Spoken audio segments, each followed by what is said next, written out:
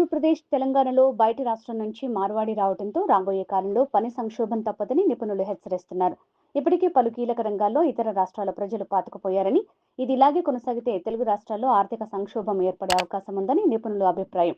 బీహార్ వాళ్లు ఇటుక బట్టి నుంచి వరి నాట్లు, పత్తి ఏరేదాకా అన్ని రకాల కూలీ పనులు చేస్తున్నారు. ఒరిస్సా వాళ్లు అన్ని రకాల కార్మికులుగా, వంటకాల తయారీదారులుగా చేస్తున్నారు. రాజస్థాన్ వాళ్లు టీ స్టాల్ మరియు హోటల్, శానిటరీ షాపుల నిర్వహణ చేస్తున్నారు.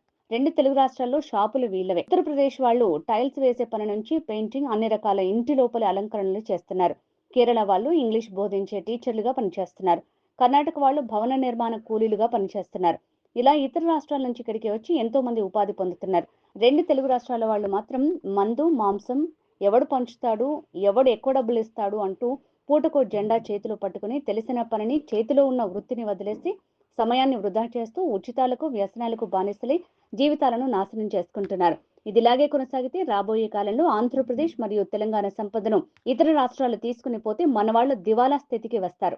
వారు పనిచేసే అలవాటు, వర్క్ కల్చర్ కూడా మర్చిపోతారు. ఆ తర్వాత పని చేస్తామన్నా ఎవరు పనివని పరిస్థితి వస్తుంది. ఇది రాబోయే కాలంలో ఏపీ, తెలంగాణలో పనిచేసే వారిని సంక్షోభ స్థితికి నెట్టివేస్తుందని నిపుణులు ఆందోళన వ్యక్తం చేస్తున్నారు.